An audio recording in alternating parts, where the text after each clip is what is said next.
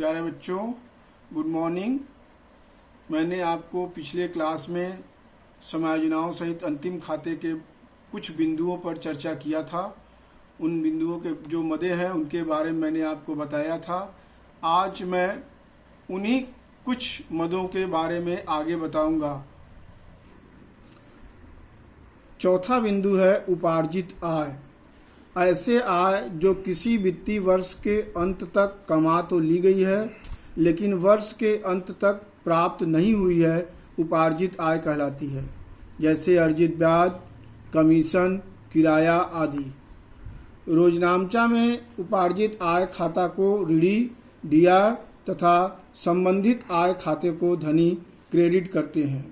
इसका general entry होगा हिंदी में उपार्जित आय खाता ऋणी आय खाते का, नरेशन में होगा आय अभी प्राप्त नहीं हुई है। अंग्रेजी में होगा accrued income account D R to income account being income not received. लेखा के नियम इसके क्या हैं? उपार्जित आय को लाभ हानि खाते के धनी पक्ष की ओर संबंधित मद में जोड़ कर दिखाया जाता है। जो संबंधित मद है उस संबंधित मद में उपार्जित आय को लाभ हानि खाते के धनी पक्ष में जोड़ दिया जाता है तथा आर्थिक चिट्ठे में संपत्ति पक्ष की ओर उपार्जित आय के रूप में जितना उपार्जित आय होता है केवल उतना ही दिखाया जाता है। उदाहरण के लिए आदित्यनाथ को 31 मार्च 2017 की कमीशन 6,000 रुपये मिलने चाहिए, जिनमें से 5,000 रुपये मिल चुके हैं परंतु 1,000 रुपये अभी तक नहीं मिले हैं। अतः इस 1,000 रुपये के उपार्जित कमीशन का जनरल लेखा और अंतिम खाते में लेखा कीजिए। तो जनरल वही हो जाएगा जो मैंने ऊपर आपको बताया, accrued commission account DR 1,000 to commission account 1,000 being commission not received. अब प्रॉफिट एंड लॉस अकाउंट में क्रेडिट साइड में इसको दिखाएंगे क्योंकि ये आय है। By commission account 5,000 add accrued commission 1,000, total amount credit side में दिखाएंगे 6,000। बैलेंस शीट में मैंने जैसा आपको बताया है कि एसेट साइड को जितना उपार्जित आय होगी उतना उसको दिखा देंगे। तो देखेंगे एसेट साइड को लिखेंगे एक्रूड कमीशन 1,000 रुपये, एसेट साइड संपत्ति की ओर दिखा देंगे। अब मैं अगला पॉइंट अनुपार्जित आय या अग्रिम प्राप्त आय के बारे में आपको बताने जा रहा हूँ। ऐसी आय जो किसी वित्तीय वर्ष में अग्रिम पेशगी प्राप्त हो गई है परंतु वर्ष के अंत तक कमाई नहीं गई है, अनुपार्जित आय कहलाती है। जैसे अग्रिम प्राप्त किराया।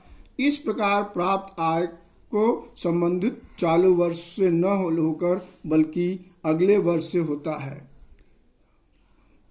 नामचा में संबंधित आय खाता को ऋणी डीआर तथा अनुपार्जित आय खाता को धनी सीआर करते हैं। जनरल लेखा इसका होगा संबंधित आय खाता ऋणी अनुपार्जित आय खाते का, नरेशन में होगा आय अग्रिम प्राप्त हुई। इंग्लिश में income account D R to unaccrued income account being income received in advance. अब इसका लेखा करने के नियम क्या है? अनुपार्जित आय को लाभ हानि खाते के धनी पक्ष की ओर संबंधित मद में से घटाकर दिखाया जाता है तथा आर्थिक चिट्ठे के दायित्व पक्ष की ओर अनुपार्जित आय के रूप में दिखाया जाता है। इसमें एक चीज और आपको समझना चाहिए, यदि अनुपार्जित आय के किसी मद को जो तलपट में नहीं दिया गया है लेकिन समायोजन में दिया गया है तो इसे लाभ हानि खाते के ऋणी पक्ष में और आर्थिक चिट्ठे के दायित्व पक्ष में दिखाते हैं। जनरल लेखा इसका हो जाएगा संबंधित आय खाता ऋणी अनुपार्जित आय खाते का, आय अग्रिम प्राप्त हुई। Income account D R to accrued income account being income received in advance. यदि अनुपार्जित आय तलपट में दिया गया है तो इसे केवल चिट्ठे के दायित्व पक्ष में दिखाते हैं। उदाहरण के रूप में एक व्यापारी को वर्ष 2016-17 में किराए के रूप में 10,000 रुपये मिलने थे लेकिन किराए से 15,000 रुपये मिले, अर्थात 5,000 रुपया किराया पेशगी मिल गया। 31 मार्च 2017 को समाप्त होने वाले वर्ष में जनरल लेखा तथा अंतिम खाते में लेखा कीजिए। अंतिम खाते में लेखा होगा rent account DR to unaccrued rent account 5,000 रुपये दोनों साइड में दिखा देंगे, डेबिट और क्रेडिट साइड में, being rent received in advance. और प्रॉफिट एंड लॉस अकाउंट में दिखाएंगे बाय रेंट अकाउंट 15,000, अब लेस अनएक्रूड रेंट 5,000, टोटल उसमें दिखा देंगे क्रेडिट साइड की ओर 10,000 रुपये। अब आया बैलेंस शीट एज ऑन 31 मार्च 2017। ये जाएगा लाइबिलिटी साइड में, जो अनएक्रूड रेंट है और अनुपार्जित किराया है उसको आप लाइबिलिटी दायित्व साइड में दिखाएंगे, लिख करके अनएक्रूड रेंट 5,000 रुपये दिखा करके उसको बंद कर देंगे।